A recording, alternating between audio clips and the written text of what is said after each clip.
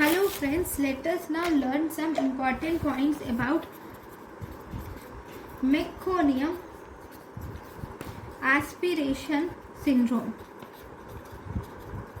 What is meconium aspiration syndrome? First, what is meconium? This meconium is actually the first stool which is passed by a neonate is called as meconium. So this is actually a greenish black colored stools and it is sterile. And what does it contains? It contains the following things. It contains amniotic fluid, it contains bile,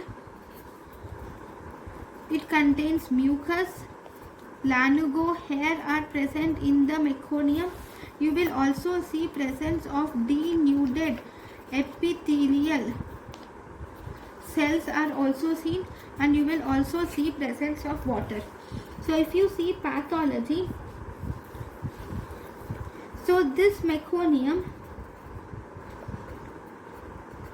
will enter the lungs, and in the lungs it produces obstructive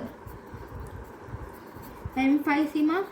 This obstructive emphysema is actually because it gets obstructed in the bronchi and causes obstructive emphysema. This is actually the most common and most important important diagnosis, important condition.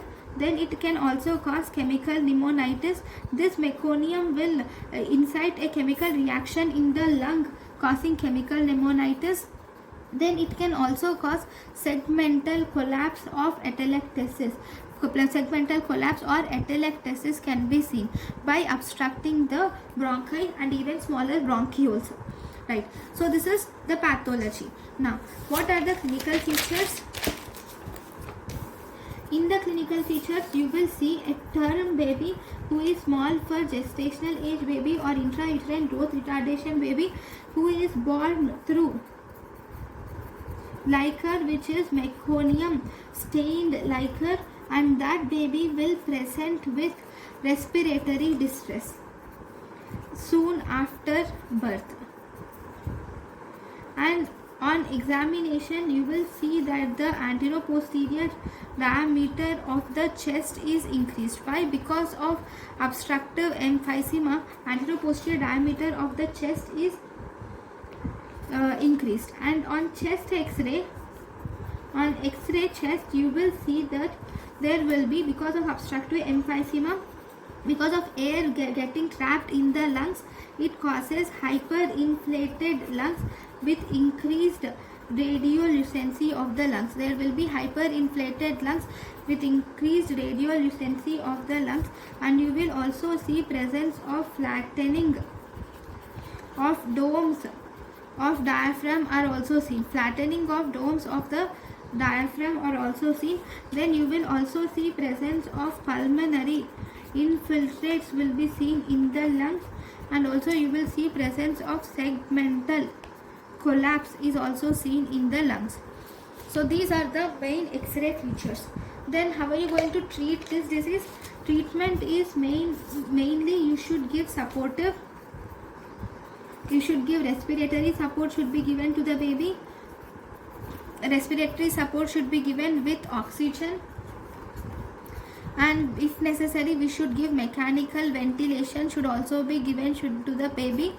Then if there are severe cases, in severe cases you can give intratracheal surfactant can be given.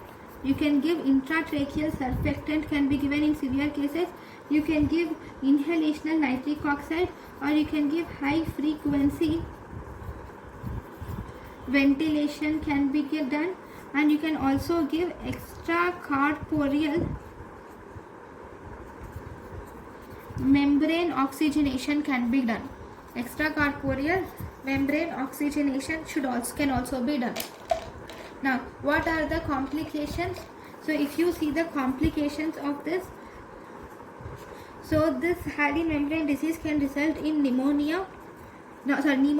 It can result in pneumothorax, and it can also cause persistent pulmonary hypertension in newborns. So this is about the meconium aspiration syndrome. Thank you.